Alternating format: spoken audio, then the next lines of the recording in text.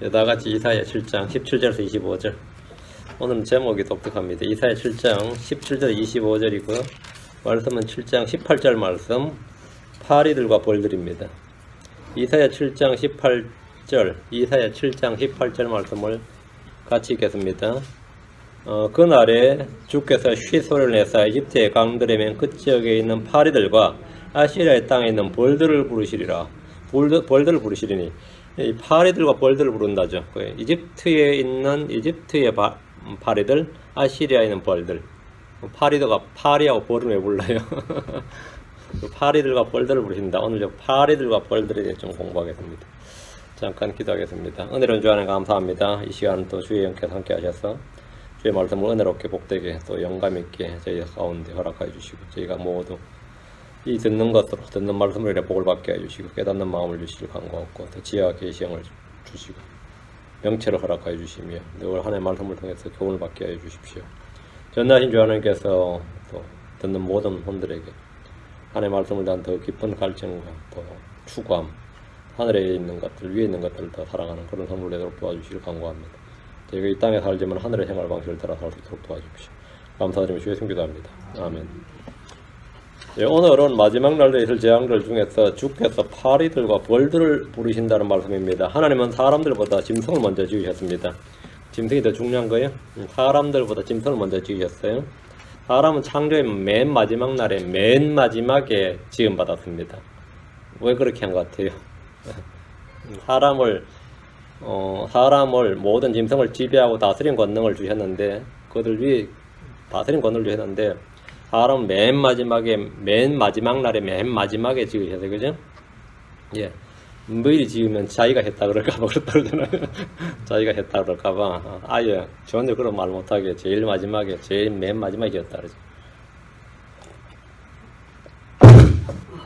오이 난리 났네. 그런데, 사람이 죄를 짓고 땅을 갈기 시작하면서 동물들에 대한 지배력을 완전히 잃어버렸습니다. 노아의 홍수 때 하나님은 동물들에게 사람들을 두려워하는 마음을 주셨고, 사람은 동물들을 잡아먹을 수 있는 음식으로, 동물들을 잡아먹을 수 있는 음식으로 주셨습니다. 창세기 9장 2절 3절에 땅의 모든 짐승과 공중의 모든 날짐승과 땅 위에서 움직이는 모든 것과 바다의 모든 물고기가 너희를 두려워하고 너희를 무서워하리니 내가 그것들을 너희 손에 넘겨주었노라. 살아서 움직이는 모든 것은 너희에게 먹을 것이 될 것이요 푸른 채소같이 내가 모든 것을 너희에게 주었노라. 채소처럼 줬다. 그러니까 우리가 지금 고기도 잡아먹고 이렇게 하는 거죠. 채소처럼, 푸른 채소와 같이 내가 모든 것을 너희에게 주었노라 했습니다. 짐승들은 사람으로 인해 땅과 더불어 저주를 받았습니다. 짐승들은 하나님의 아들이 나타날 때까지 신음하며 고통 중에서 산고를 치릅니다. 로마서 8장 22절에 또 온 창조 세계가 지금까지 함께 신음하며 고통 중에 산고를 치른 줄 우리가 아노라 했습니다. 그런데 놀라운 일은 사람들은 창조주보다 창조물을 더 경배한다는 겁니다. 경배해야 될 창조주는 배척하고 다스리고 지배해야 될 창조물은, 피조물은 다양한 형상으로 섬깁니다. 로마서 1장 23절 25절, 뒤로 쭉 넘겨서 로마서 1장 23절 25절 보십시오. 로마서 1장 23절, 로마서 1장 23절. 그리고 썩지 아니할 하나님의 영광을 썩을 사람이나 새나 네 발 달린 짐승이나 기어다니는 것들과 같은 형상으로 바꾸었느니라. 참 희한하죠. 썩지 않을 하나님의 영광을 썩을 사람이나 새나 네 발 달린 짐승이나 기어다니는 것들과 같은 형상으로 바꾸느니라.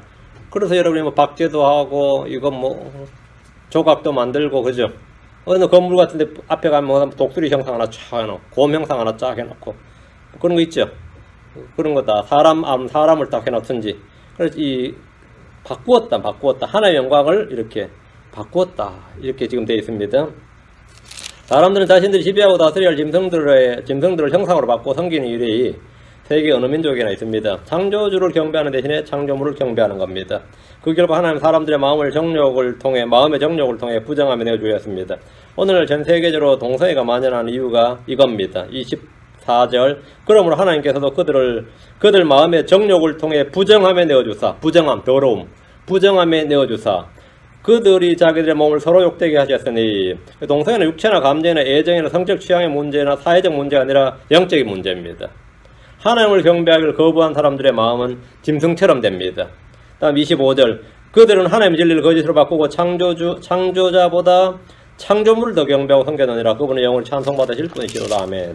사람들은 용을 섬기고 뱀을 섬기고 소를 섬기고 코끼리를 섬기고 하여튼 뭐 다양하게 섬기는데 용을 섬긴다. 그는 뭐 중국 사람들 하면 용을 섬기죠.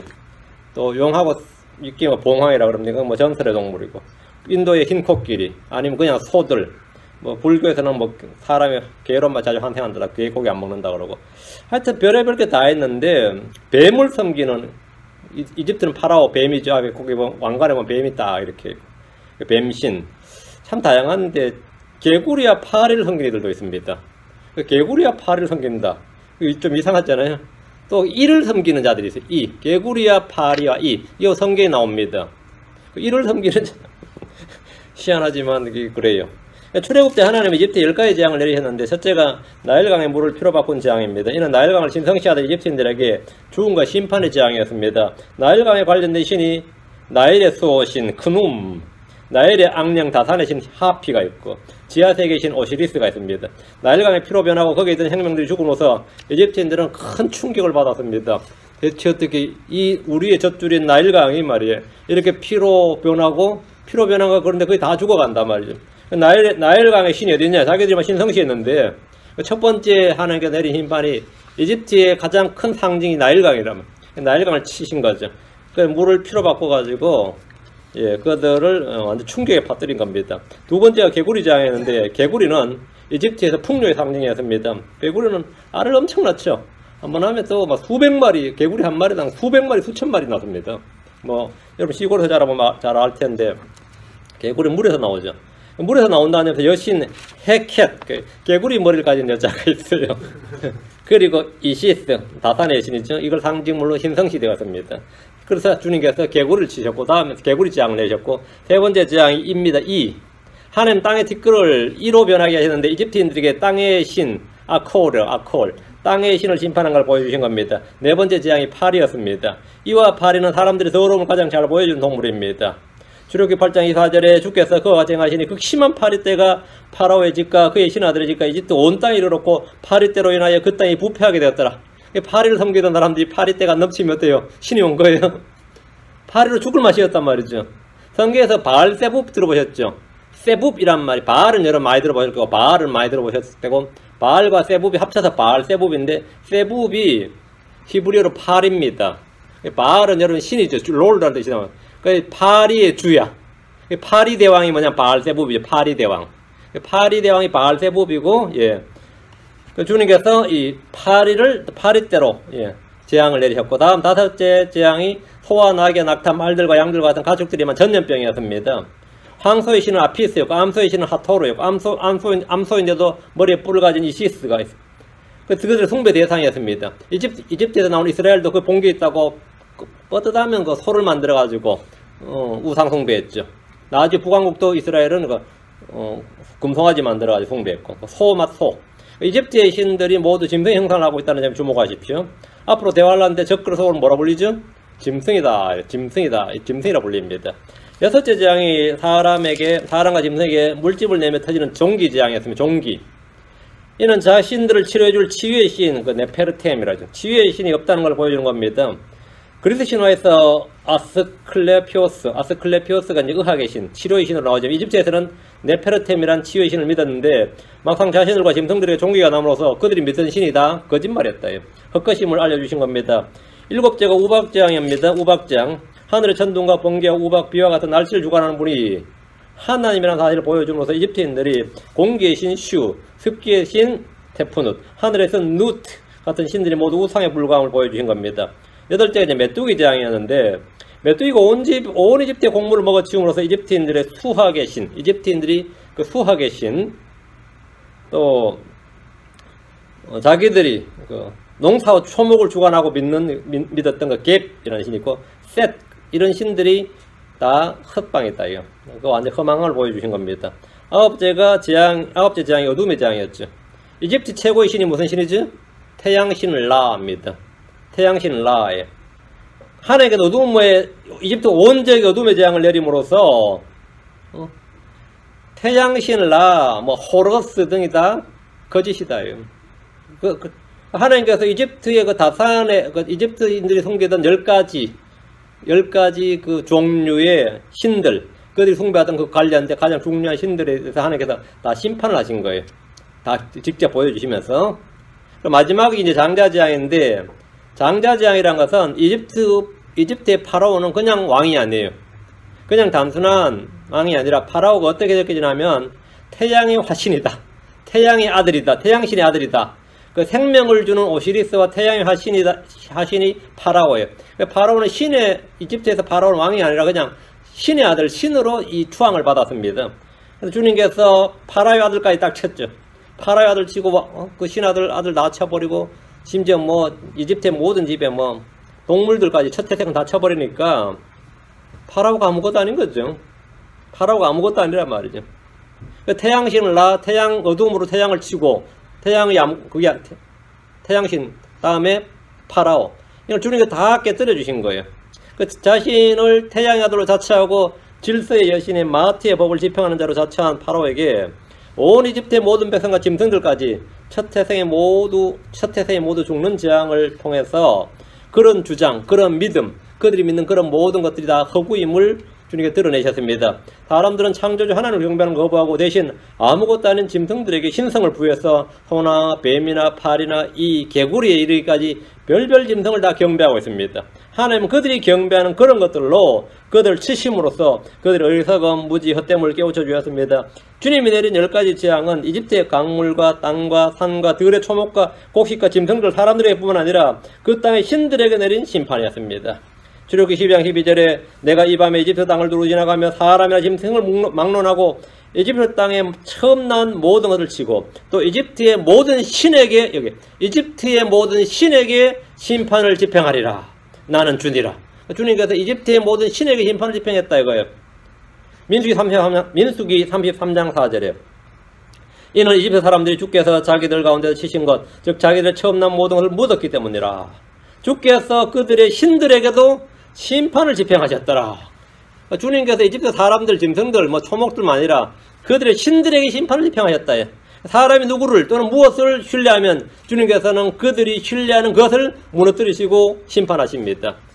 그들이 신뢰하는 게 그게 육신의 힘이면 육신을 치시고, 돈이면 돈을 치시고, 자식이면 자식을 치시고, 누구로면 그 자신이 가장 신뢰하는 것.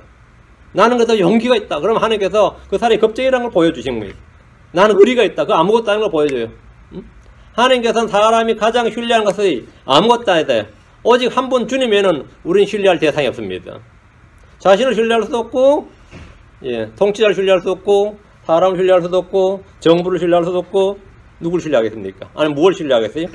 하나님 한 분 외에는 신뢰할 것이 없다 이거예요. 자, 본문을 보겠습니다. 자, 이사야 7장 와서 17절.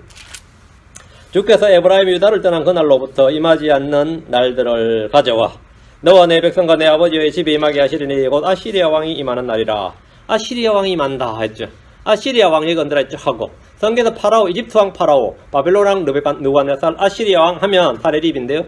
아시리아 왕이 임하는 날이니라 하면 이건 적그리스도가 임하는 날이니라 이 말이에요. 이 구약의 이 셋은 대환란 때 적그리스도의 모형입니다. 에브라임이 유다를 떠난 날이 언제입니까? 에브라임이 유다를 떠났다. 본래 사울 왕조, 다음에 다윗, 솔로몬까지 120년간은 통일 왕조였어요. 12지파가 한 왕국이었습니다. 그렇죠? 한국 같으면 신라, 고려, 조선까지는 어때요? 하나였죠. 그러다가 지금 남북이 갈라진 게 한 몇십 년, 100년 안 됐고요. 50년 넘었고.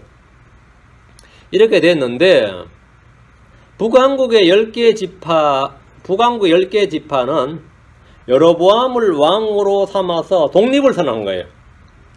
에브라임이 유다를 떠난 날 이 말은 뭐냐면 북왕국 10개 지파가 우리가 이스라엘 연방에서 탈퇴하고 독립국을 세우겠다. 이게.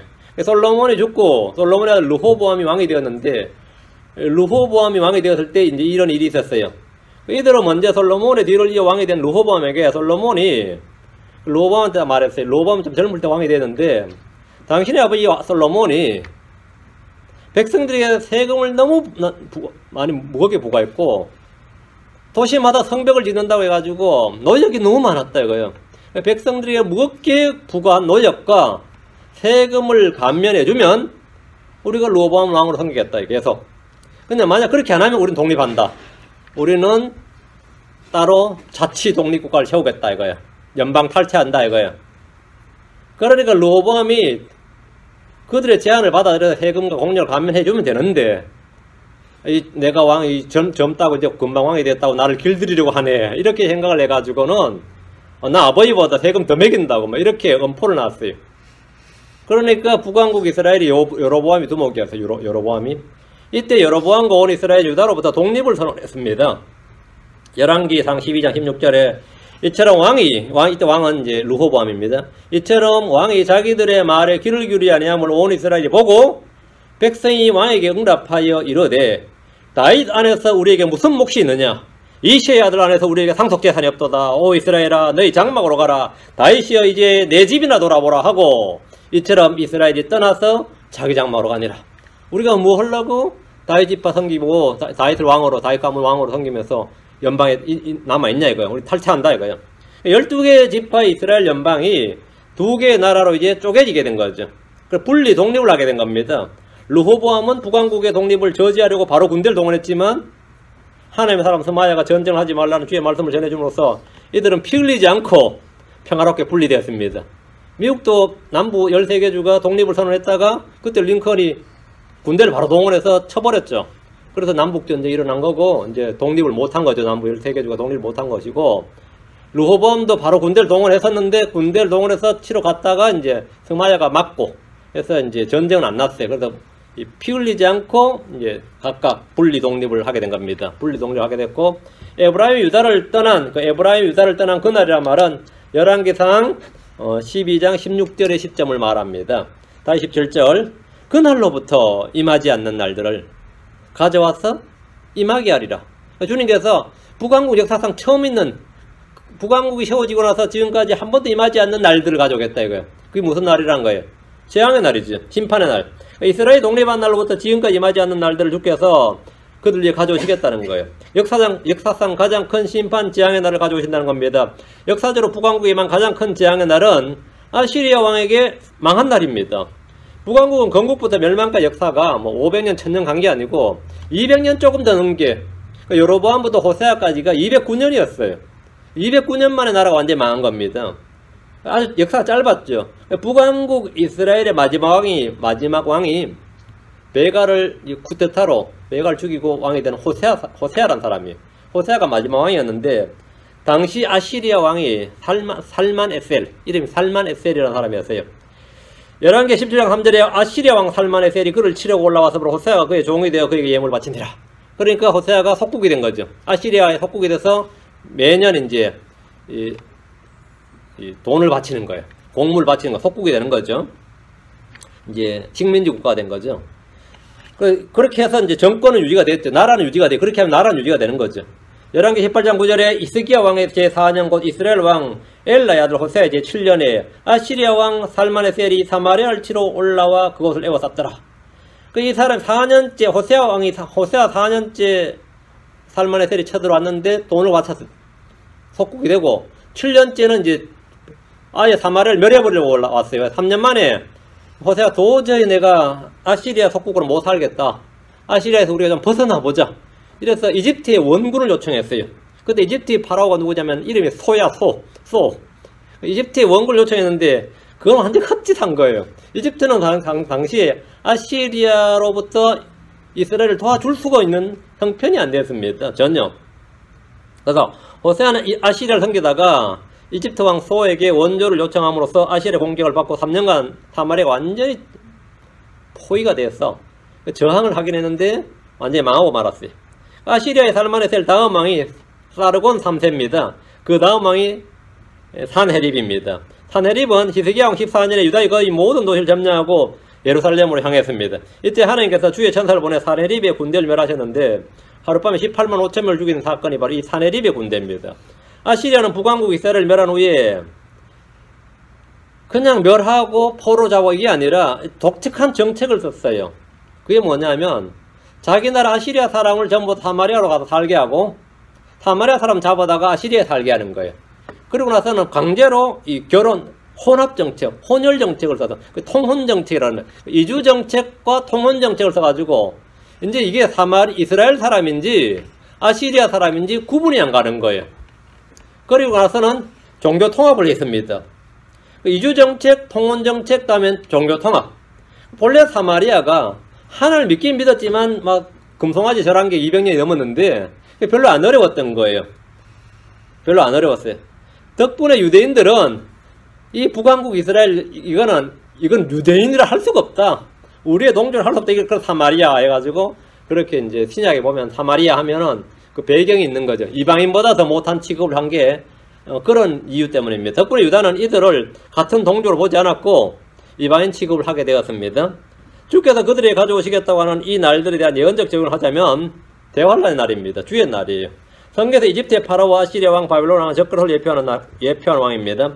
그날로부터 임하지 않는 날들을 가져와 임하게 하시리라. 곧 아시리아 왕이 임하는 날이라. 아시리아 왕이 임하는 날이니라. 이 말은 대환란 즉 주의 날들에 관한 겁니다. 역사적으로 살만의 셀 왕이 쳐들어온 것과 비교할 수 없는 재앙이 그들에게 남아 있습니다. 이사야 10장 5절로 가서 아시리아 왕이 누군지 봅니다. 이사야 10장 5절.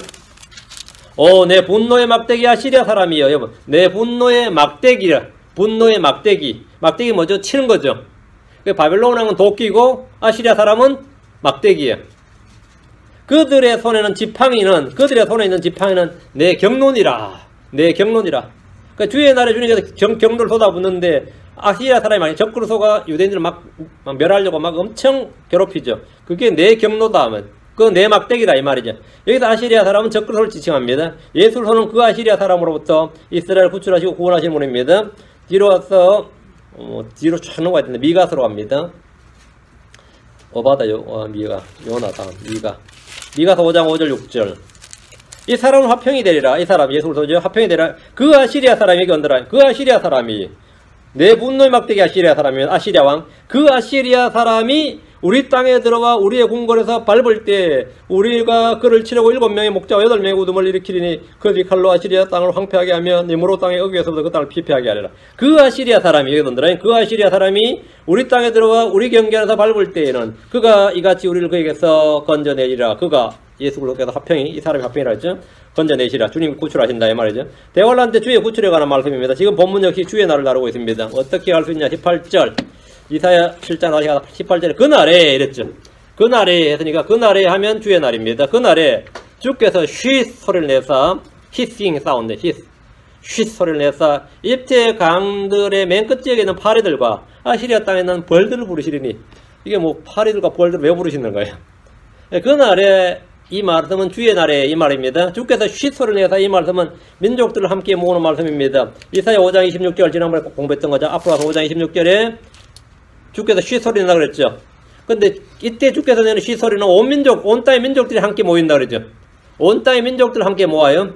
주님께서 쉿 소리를 내면 온 땅의 민족들이 뭐 한다고 막 아마겟돈을 먹잇돌로 막 몰려든단 말이에요. 아마겟돈을 몰려들어요. 그렇죠? 이사야 5장 26절 또 그분께서 멀리 있는 민족들 향하여 길을 세우시고 땅끝에서부터 그들에게 쉿 소리를 내시리니 보라 그들이 속력을 내어 속히오리라. 땅에는 용과 짐승과 거짓된 자 입에서 나간 개구리 같은 부자한 영 셋이 땅에 온 세상 왕들에게 나가 전능자의 저 큰 나라에서 전쟁을 위하여 그들을 모읍니다. 주님께서 모으시는 거예요. 주님께서 쉿 소리를 내시면 사람들을 모으는 것이 아닙니다. 주님께서 쉿 소리를 내시면 이집트의 강들의 맨 끝지역에 있는 파리들과 아시리아 땅에 있는 벌들이 모입니다. 와, 이거 장관이겠죠. 파리들과 벌들이 모여요. 주께서 땅의 짐승들을 마음대로 컨트롤하실 수 있는 분입니다. 주께서 메뚜기 때나 새 때나 쥐 때나 벌 때나 파리 때 모기 때 등은 한 번 들이닥치면 그 지역은 완전히 폐허가 되고 맙니다. 근데 문제 아마겟돈 전쟁이 끝났을 땐 주님께서 하늘의 새들을 모아서 그 시체들을 처리하게 하시죠. 그게 왕의 만찬이라 그럽니다. 와서 시체들 다 뜯어먹게 하는 건데 완전히 폐허가 되고 말아 이렇게 되면. 출애굽 때 이집트와 같이 거대한 곡창 지역에 주님은 메뚜기 떼를 보내셨습니다. 어떻게 된 거죠? 출애굽 때 주님께서 이집트에 메뚜기 떼, 파리 떼, 개구리 떼 아주 다양하게 보내셨어요. 출애굽기 10장 12절에 보면 주께서 모세에게 이르시되 내 손을 이집트 땅 위에 내밀어 메뚜기들을 데려오고 그것들이 이집트 땅에 올라오게 하여 그 땅의 모든 채소 곧 우박이 남겨놓은 모든 것을 먹게 하라 하시니라. 그 메뚜기 떼를 올라오게 하라면 그래서 싹 쓸어버린단 말이죠. 이것은 외국 군대가 쳐들어온 것과는 차원이 다른 겁니다. 들의 나무와 풀과 곡식을 모두 초토화시켜버리기 때문입니다. 물론 사람이 들에 나있다는 뭐 사람도 다 죽는 거예요. 개 밑에도 마찬가지. 완전 엄청나게 오면은 그냥 거기 뭐 뱀 같은 지나가다 그냥 뼈만 싹 남습니다. 엄청나게. 이 때라는 게 그렇게 무서워요. 메뚜기들이 온 지면을 덮어버리면 어떻게 되느냐? 초토화 되는 거죠. 출애굽기 10장 15절에 메뚜기들이 온 지면을 덮으며 땅이 어둡게 되었더라. 또 그것들이 그 땅의 모든 채소와 우박에 남겨놓은 나무들의 모든 열매를 먹었으므로 이집트 온 땅에 있던 나무와 들의 채소 중에서 푸른 것은 하나도 남지 아니하였더라. 주의 심판들 중에 하나가 이렇게 짐승들을 보내는 겁니다. 주의 날에 무깃도로 온 땅의 왕들의 군대가 몰려들 때 그들을 칠 군대는 하늘의 천사들, 성도들, 이스라엘 백성들 외에 이집트의 파레들과 아시리아의 벌들이 있습니다. 이집트의 파레들은 이미 역사적으로 전례가 있습니다. 시편 78편 45절, 105편 31절, 앞으로 시편 78편 45절, 105편 31절, 시편 78편 45절. 여러 종류의 파리를 그들 가운데 보내사 그들을 삼키게 하시고 개구리들을 보내사 그들을 멸하게 하셨도다. 주님께서 이집트를 멸할 때 재앙 중에서 뭐라고요? 여러 종류의 파리를 그들 가운데 보내사 그들을 삼키게 하시고. 파리가 뭐 무서운가 싶지만 한번 당해보면 그게 아닌 거죠. 그들을 삼키게 하시고 개구리들을 보내사 그들을 멸하게 하셨도다. 이집트에 임한 파리들과 개구리들이 그들을 삼키고 멸했다고 합니다. 자, 105편 31절 뒤로 와서 시편 105편 31절. 그분께서 말씀하시니 여러 종류의 파리들이 왔고, 그분께서 말씀하시니 여러 종류의 파리들이 왔고 그들의 모든 지역에 이들이 왔도다. 이들이 그러니까 라이스 말이에요. 라이스. 여러 종류의 파리들이 왔고 그들의 모든 지역에 이들이 왔도다. 단순한 자연재해가 아닙니다. 지금 이곳은 지진이나 산불이나 토네이도나 태풍 같은 자연재해로 고생하지만 주께서는 범죄한 백성들을 심판하시는 도구로 파리, 이, 메뚜기, 자벌레, 쐐기벌레를 사용하십니다. 이것들이 주의 군대라 그럽니다. 뒤로서 요엘서 2장 25절. 요엘서 2장 25절. 내가 전에 요엘서 호세아 요엘서입니다. 내가 전에 너희 가운데로 보낸 나의 큰 군대 곧 메뚜기와 자벌레와 쐐기벌레와 털벌레가 먹은 횟수를 내가 너에게 되돌려 주리니. 주님께서 이스라엘 뭘 보내는 거죠? 이스라엘 범죄했을 때 심판하시려고 나의 큰 군대 곧 메뚜기와 자벌레와 쐐기벌레와 털벌레를 보냈다는 거지. 주님이 보내셨다 이거예요. 이 짐승들이 주님의 심판의 도구였고 뭡니까? 군대였다. 군대라고 지금 나온단 말이죠. 벌들이 주의 군대로 사용된 역사적 사건이 있는데 벌들도 있어요. 벌들도. 하나님 벌들을 사용하셔서 가나안 족속을 멸하셨습니다. 출애굽기 23장 28절, 신명기 7장 20절 두 구절. 출애굽기 23장 28절. 출애굽기 23장 28절. 또 내가 말벌들을 내 앞에 보내리니 그것들이 히위 족속과 가나안 족속과 헷 족속을 내 앞에서 쫓아내리라. 출애굽기 23장 28절에 보면 하나님께서 가나안을 정벌할 때 이스라엘을 보냈죠. 여호수아가 당연히 이제 선봉에 섰고, 근데 주의 군대가 서는데 그 앞에 이스라엘 군대 앞에 누굴 보냈다는 거예요? 말벌들을 내 앞에 보내. 이래서 말벌들을. 이스라엘의 적들을 치러 갈 때 적들은 이스라엘 군대와 싸워보지도 못하고 도망을 했는데 이는 먼저 벌들이 그들을 공격했기 때문입니다. 벌들이 그들을 공격했단 말이죠. 하나님께서 약속하신 대로 말벌들을 이스라엘 앞에 보내서 그들을 쫓아내셨습니다. 그렇게 함으로써 이스라엘은 전쟁을 사실은 제대로 싸운 것도 아니에요. 그냥 도망자를 쫓아간 거예요. 그냥 말벌들이 가나안 족속을 공격을 하니까 이들은 도망을 쳐야죠. 그럼 이스라엘은 뒤에 그냥 따라가면서 노력하고 정복한 겁니다. 그렇게 도시들 다 정복했어요. 오늘 신학자들은 여기서 말벌들이 문자 그대로 말벌들이 아닐 것이라고 주장하지만 이 말벌들은 팔레스타인과 사막 지역에서 곤충으로 큰 물을 지어 가축과 사람들을 공격하는 말벌, 호넷입니다. 호넷. 이 벌은 독성이 있는 데다가 이 공격성이 엄청나서 끊임없이 공격을 하는 특성을 지니고 있기 때문에 대규모 말벌들이 이스라엘 군대 앞에 나가서 도시를 공격했던 겁니다. 그러면 이스라엘은 그 성읍을 그날 딱 점령을 한 거죠. 신명기 7장 20절 21절. 그럼 그 벌들이 이스라엘은 공격 안 했느냐? 안 했다 이 말이에요. 그러니까 이게 초자연적인 거지. 신명기 7장 20절 21절. 또한 주 내 하나님께서 말벌을 그들 가운데로 보내사 마침내 그들의 남은 자와 너를 피하여 숨은 자들을 멸하시니 너는 그들을 두려워하지 말라. 주 내 하나님 곧 크고 두려운 하나님께서 너희 가운데 계시느니라. 주님께서 뭘 보낸다 그래요? 그들 가운데 말벌을 보내사. 그러니까 여기 한 대대병리나 연대병력이 딱 진을 치고 있는데 말벌들이 때로 그 속에 와버리면 어떻게 될 것 같아요? 전열이 완전 끝나는 거죠. 전열이 완전 끝내 이탈돼 버린 거지. 그때 상관이 탈의돼봐야 소용없지. 응? 공격 앞으로 해봐야 그건 아무 소용이 없는 이야기예요. 그건 아무 소용이 없는 거예요. 주님께서 이렇게 말벌을 그들 가운데 보내셔서, 예, 그들의 남은 자들, 폐수문 자를 멸하시라 했습니다. 이스라엘은 가나안 정복 전쟁 때 매번 이 사건을 경험했습니다. 말벌들의 공격으로 적들이 제대로 싸움도 못 해보고 도망을 쳤고 이스라엘은 쉽게 도시를 정복했습니다. 만약 그때 이 전쟁을 기록하는 이 전쟁 사가들이 있다면 어떻게 전쟁에서 그렇게 쉽게 이스라엘한테 무너졌냐 물으면 전쟁이라 할 것 없다고, 이런 말벌들 때문에 졌다고 그럴 거야 아마. 말벌들 때문에 졌다고.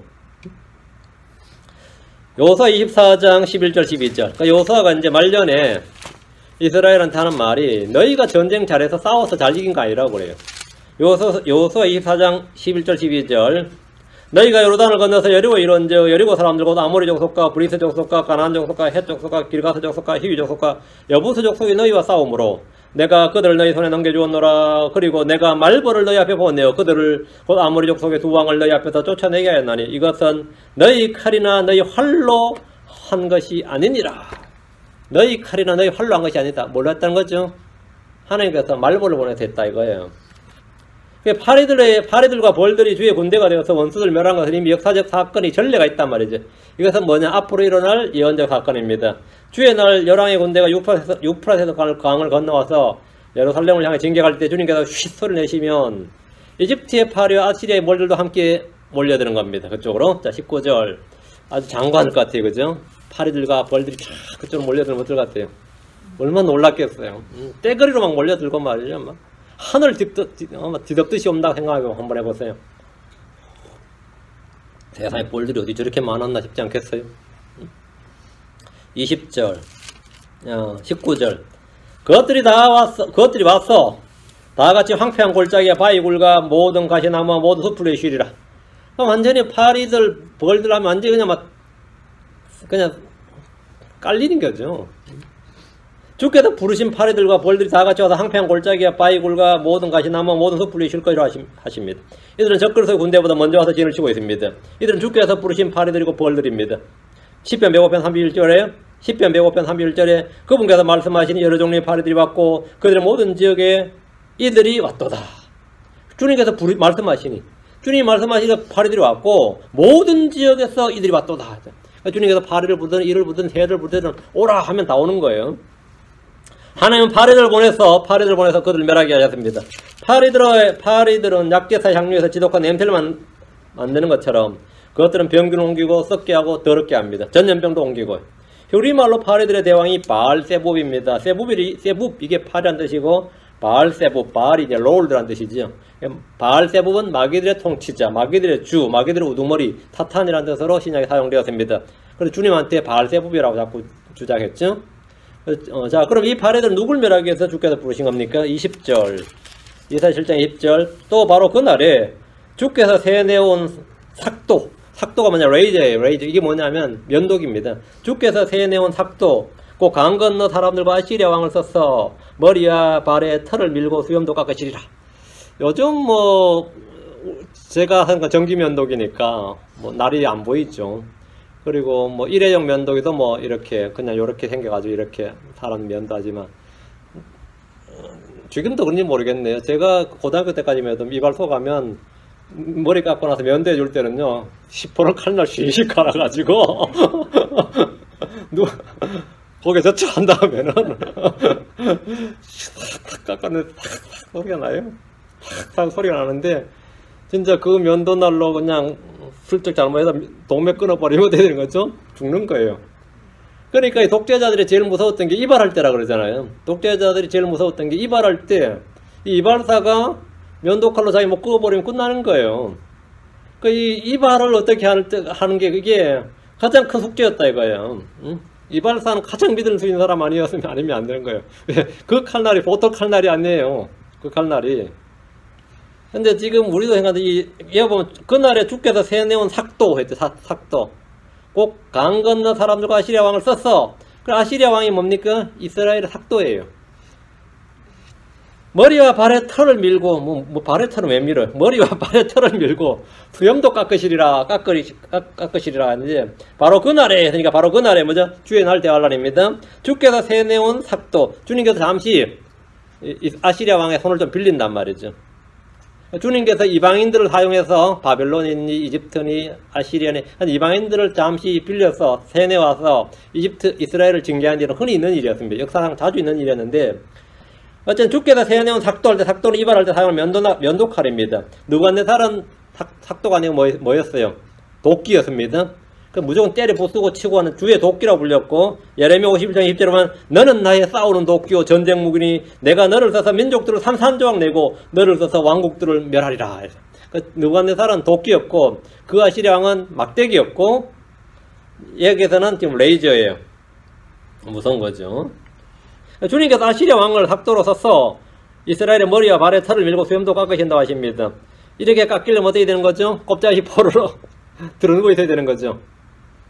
이거 완전 황당한 거예요. 완전 황당한 거예요. 민간인이 군대를 가면 제일 먼저 뭐 하죠? 예, 머리를 깎게 합니다.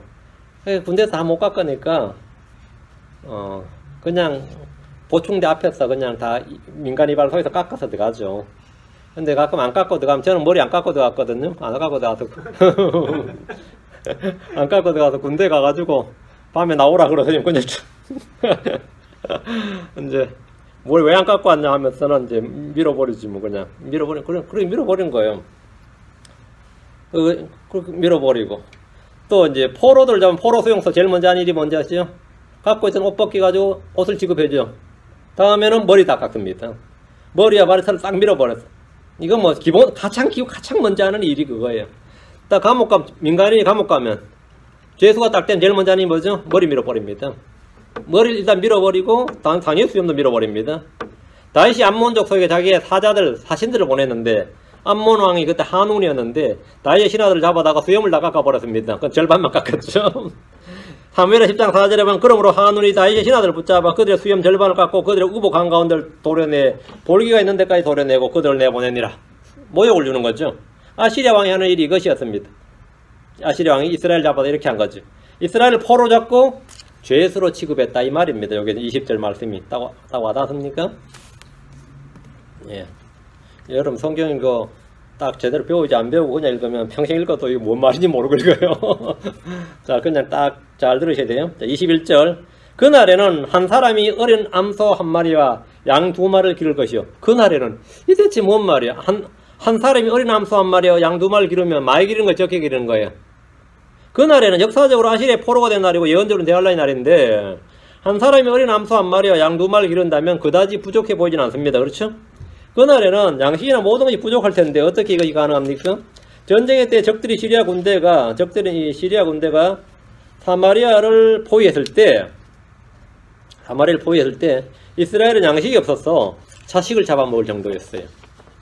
그런데 주께서 시리아 군대를 쫓아내시자 그 다음날 양식이 남아 돌아왔습니다. 이 군량물 다 갖고 들어왔기 때문에.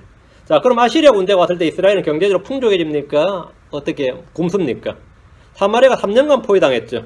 그런데 어떻게 양식이 넘칠 수가 있냐 말이죠. 근데 아시리아에게 그때 이스라엘이 완전히 다 죽고 포로가 되고 그래 됐어요. 그럼 남은 자들은 어떻게 되는 거죠? 남은 자들은 넘치게 되지. 좀 비극이긴 하지만, 그러니까 도시에 사람들이 다 죽고 나면 성빈집과 밭과 가축들은 다 남은 자들의 몫이 될 겁니다. 물론 아시리아 군대 거의 다 약탈해 가지만 남은 자들이 얼마 되지 않기 때문에 한 사람이 어린 암소 한 마리와 양 두 마리를 기르게 된다. 이것이 뭐 비극에 속하죠. 그러나 남은 자들에게는 복이죠.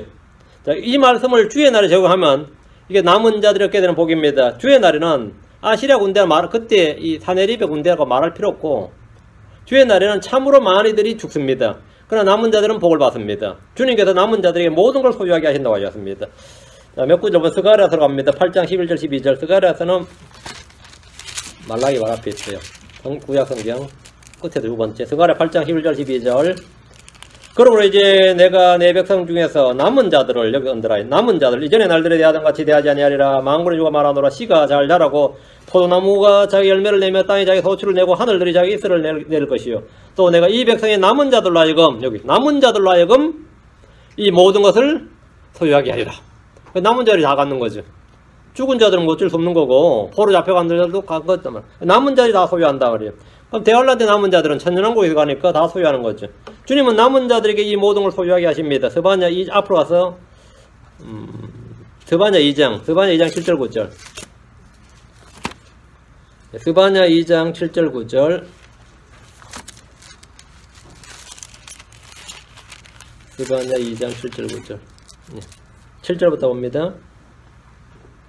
또 그 지경은 유다의 집에 남은 자들의 것이 되어 그들이 거기서 양떼를 모이고 저녁에는 아스글론의 집들에 누우리니 이는 주 그들의 하나님이 그들을 돌아보아 그들의 포로된 것을 되돌릴 것이기 때문이라.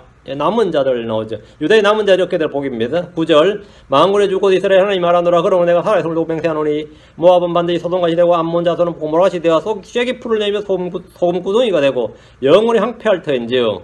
대환란 때 이렇게 되어 실제 그 땅이 내 백성의 남은 자들이 그들을 노력하여 내 백성의 남은 자들이 그들을 소유하리라. 내 백성의 남은 자들.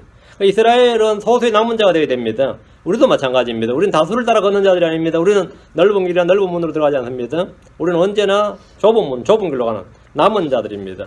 자, 22절 이사야 7장 22절 그것들이 내는 저지 풍성함으로 그가 버터를 먹으리라. 그 땅에 남은 모든 자가 버터와 꿀을 먹으리라. 남은 자는 어떻게 되는 거죠? 예, 버터와 꿀을 먹는단 말이에요. 남은 자들은 소와 젖이 내는 젖과 버터를 풍성하게 먹습니다. 22절에 그 땅에 남은 모든 자가 버터와 꿀을 먹으리라 했는데 이 말도 문자가 성취되었고 앞으로도 마찬가지입니다. 언제나 남은 자란 말에 주목하십시오. 주님은 이스라엘의 남은 자를 모으십니다. 미가서 2장 12절에 오 야곱아 내가 반드시 내 모든 사람을 모으며 내가 반드시 이스라엘의 남은 자를 모으고 보스라의 양들같이 그들의 우리 한가운데 있는 양떼같이 그들을 함께 두리니 사람이 많음으로 그들이 큰 소리를 내리라. 여러분 남은 자를 모으고 하십니다. 주님은 남은 자들을 강한 민족이 되게 하시고 그들로 하여금 통치하게 하십니다. 미가서 5장 7절에 다리 절던 여자를 남은 자가 되게 하며 쫓겨난 여자를 강한 민족이 되게 하고 주가 이제부터 심지어 영원토록 시온산에서 미가 4장 7절이네. 제가 죄송합니다. 미가서 5장 7절이 아니고 4장 7절.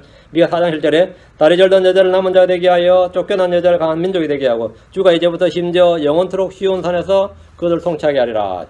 야곱의 남은 자들은 소멸되지 않고 많은 백성들이 한가운데 있습니다. 주님은 남은 자들의 불법을 용서하시고 범법을 지나치시며 긍휼을 기뻐하십니다.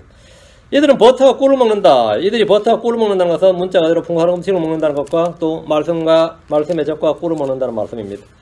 다시 이사야로 와서 7장의 3절 그날에는 은천계의 가치가 있는 청그루의 포도나무가 있던 곳마다 찔레와 가시가 자라는 곳이 되리라. 농토가 어떻게 되는 거죠? 농토가 완전히 황무지가 되는 거죠. 이 포도나무가 은천계 하면 천그루의 포도나무 하면 상당히 큰 포도원이에요. 상당히 큰 포도원인데 이 정도 이런 포도나무 그걸 한 그루에 운 한 개씩이었어. 천그루의 포도나무 있던 곳마다 찔레와 가시가 자라는 곳이 되라. 왜 이런 것 같아요? 사람이 없으니까. 포도원 주인도 없고 포도 농사 지을 사람도 없고 하면 그 완전히 금방 황무이 되는 겁니다. 은천개의 가치가 있는 천그루의 포도나무란 말은 나무 한 그루에 은 한 개란 말입니다. 나무 한 그루에 은 한 개란 말은 이 나무가 수확을 상당히 많이 내는 좋은 나무란 뜻이에요. 여기서 이 포도 한 송이 한 그루에서 포도가 몇 상자 나온다 이러면 어때요? 그 가치가 있죠. 이거는 이 정도면 이 포도는 그냥 여러분이 하는 이런 작은 게 아니라 진짜 이 큰 포도예요. 포도나무라서 한 그루면 진짜 거기서 몇 박스 나오는 몇 박스가 나오는 그런 포도나무죠. 그러니까 한 그루에 은 한 개. 이런 좋은 포도원이 이런 좋은 포도나무 밭이었는데 여기가 가보니까 가시가 찔레만 무성하더라. 왜 그래 되느냐 이거예요. 물론 이제 포도원의 가치는 땅의 넓이나 크기를 따라 이제 가치를 재기도 하지만 그 나무의 개수를 셉니다. 개수를 세어서 가치를 매겨요. 여기에 포도원에 포도나무 몇 그루냐 이렇게. 은천개의 가치가 있는 천그루의 나무가 있는 포도나무라면 이 포도원이랑 상당히 큰 포도원입니다. 한국에도 보면 이제 여기 국가공사 아니면 여기에 한다 이러면 땅 주인들이 나무를 막 심어요. 유실수를 막 심어요. 왜 심냐면 보상 많이 받으려고. 그 나무 한 그루 땅을 많이 보상하거든요. 그 땅 몇 평도 중요하지만 나무가 몇 그릇 막 사가고 벽을 막 심어대는 거예요. 막 심어대가지고는 600평이면 얼마 안 큰 땅인데 거기다가 막 나무만 몇백 그루 심어버립니다. 원래 몇 그루 못 심는 나무야 되는데 그래가지고 보상 많이 받아 먹으려고 별짓 다 하지. 왜 나무가 그 자체 가치란 말이죠. 여기는 지금 여기는 은천개가 가져왔다 했는데 이게 솔로몬의 포도원이 은천개 1년에 은천개를 솔로몬에게 주게 돼 있었어요. 상당히 큰 포도원이는 거죠. 아가서 8장 11절에 솔로몬이 바알하몬에서 포도원을 소유하고는 그 포도원을 지키는 자들이 세주고 각 사람이 그것의 열매의 대가로 은천개를 가져오게 하였도다. 은천개를 가져오겠다. 솔로몬은 왕의 포도원이잖아요. 그게 뭐 거대 평야가 다 그게 사실은 포도원이 있단 말이죠. 근데 주의 날에는 이런 포도원이 찔레와 가시가 자란 곳이었다. 이유는 뭐 간단합니다. 농사를 지을 사람이 없어. 다 죽었다. 다 포로 잡혀가고 다 죽었다 그러는 거죠. 농부가 없는 밭은 금방 가시와 찔레와 각종 잡초와 잡목으로 우거집니다. 희한하게도 이 땅은 저주를 받았기 때문에 그냥 땅은 또 별 모르겠는데 유실수나 사람이 어떤 뭘 먹으려고 심는 곳에는 반드시 위드 잡초가 자라요. 그래 여러분 그냥 마당에 사람 애들 띄워놓고 하면 그냥 거기는 맨 땅이야. 근데 거기에다 여러분이 하여튼 뭘 울타리를 치고 뭐 심어야겠다 하면 그날부터 바로 잡초가 자라요. 이거는 하나님께서 창세기 땅에 주어줍니다. 여러분 이걸 심어야겠다고 마음먹으면 거기는 반드시 그게 뭐 정원이든 뭐든 하여튼 내가 여기를 심어야겠다 뭘 하겠다 하면 그건 잡초가 자랍니다. 근데 사과나무든 배나무든 포도나무든 무슨 나무든 심었는데 잘 자라죠. 사람이 끊임없이 돌봐줘야 돼요. 근데 다른 잡목들은 안 돌봐줘도 잘만 자라죠. 뭐 누가 가시나무를 돌봐줘요. 근데 사람이 손을 딱 안 대면 1년, 2년만 안 돼버리면 그냥 잡목으로 거지고 몇 년 안 돼버리면 거기는 여기 옛날에 뭐 가수원이는 좀 구분이 안 갑니다. 몇 년도 안 가요. 몇 년도 안 가요. 제가 시골에서 살면서 저희가 자랄 때가 이농현상이 많이 일어났어요. 그 말은 저희 시골에서 농사 짓기 싫다고 다들 이제 뭐 대구로, 구미로, 뭐 울산으로 막 떠나는 거죠. 그러니까 이제 동네에 사람이 별로 없어지니까 밭에 농사를 다 못 지어. 옛날에 소작농이라 그래서 농사를 지으면 주인한테 그 땅에 얼마 소출을 줘야 됐어요. 아주 그때 되니까 주인이 도로 돈 줄 테니까 내 땅 좀 유지시켜 달라 그래요. 응? 제발 내 땅 여기 잡초 안 나고 감목 안 나게 제발 농사 짓고 소출은 네가 다 먹고 그거 하나 힘들어 싫다 그러면 내가 돈 얼마 줄게 이래 거꾸로 해버린 거예요. 응? 그리고 정부에서도 그 땅이 전부 다 농토가 졸지 다 쓸데없는 땅이 되니까 젊은 사람들 농사 좀 지으라고 불러다가 1년에 얼마씩 돈을 줬어요. 젊은 청년이 내려 농사 짓겠다 그러면 정부 보조금을 줬습니다. 뭐 농사가 되든 안 되든 그 짓는다는 명분 하에만. 왜?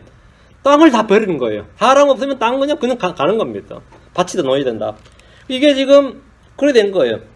그러니까 시리아 군대가 와서 이스라엘 사람 다 잡아서 뭐 되는 거예요? 이스라엘은 그냥 황무이 되는 거죠. 그냥 가시와 찔레가 덮어버렸단 말이죠. 그러니까 농부가 없는 밭에 나 금방 가시와 찔레와 각종 잡초와 잡목을 우거지게 됐고 주의 날에 재앙으로 땅이 황폐하게 되는 것은 자연재해와 재앙도 있지만 전쟁과 기근과 역병으로 사람들이 그만큼 죽기 때문입니다. 사람이 죽으면 어떻게 되느냐? 사람이 관리하지 못하면 그 땅은 다 가시와 찔레가 나는 겁니다. 24절 사람들이 화살과 활을 가지고 거기로 가리니 화살과 활을 가지고 거기로 가리니 뭐죠? 농사 지을 생각 안 해요. 아무도 낫이나 괭이로 가져가는 게 아니에요. 화살과 활은 뭐예요? 전쟁이지. 얘는 온 땅이 찔레와 가시가 될 것이기 때문이라 온 땅이 찔레와 가시가 된다. 주의 날은 전쟁의 날입니다. 사람들이 화살과 활을 가지고 거기로 갑니다. 온 땅이 찔레와 가시가 될 것이란 말은 대환란 때 유대 땅은 젖과 꿀이 흐르는 땅이 아니다 이 말입니다. 그 땅은 젖과 꿀이 흐르는 땅이 아니라 무슨 땅이다? 찔레와 가시의 땅이. 예루살렘은 영적으로 소돔과 이집트라 불리며 그 땅에는 가시와 찔레가 자라고 예루살렘의 모든 집에도 그러합니다. 이사야서 뒤로 와서 32장 13절 이사야 32장 13절 그 아름다운 땅, 거룩한 땅, 좋은 땅, 젖과 꿀 이룬 땅, 무슨 별소리 다 하는 그 땅이 어떻게 됐냐 봐요. 이사야 32장 13절 내 백성의 땅에 가시와 찔레가 내 백성의 땅에 가시와 찔레가 나되 참으로 그 기뻐하는 도시에 기뻐하는 모든 집의 날이니 모든 집에 가시와 찔레가 난다. 왜 그렇죠?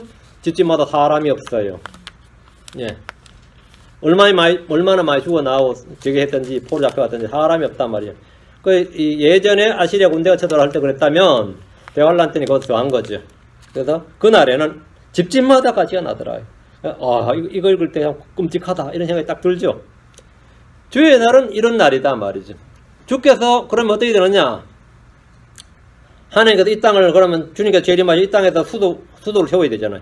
주님께서 왕자를 여기 놓아야 돼. 이 땅은 어떻게 되느냐? 하나님께서 이 땅을 고쳐주십니다. 주님은 단 하루 만에 이 땅을 다 개간해버려요. 하루 만에. 그 땅을 고쳐주신다는 말이에요. 이 땅을 하루 만에 바꿔놓으시는데 이사야 10장 17절 18절 이사야 10장 17절 18절 그 다음에 이사야 27장 4절 이사야 10장 17절 18절 이스라엘의 빛은 불이 되며 그의 거룩하신 이는 불꽃이 되리라. 그것이 하루에 그의 가시와 찔레를 태우고 삼키며 그의 숲의 영광과 열매를 많이 내는 그의 들의 영광을 소멸시키되 혼과 몸 둘 다를 소멸시키리니 그들은 마치 깃발을 드는 자가 힘을 잃는 때와 같이 되리라. 주님께서 하루 만에 뭐라고요? 가시와 찔레를 다 태우고 삼킨다는 거예요. 그럼 어떻게 되는 거예요?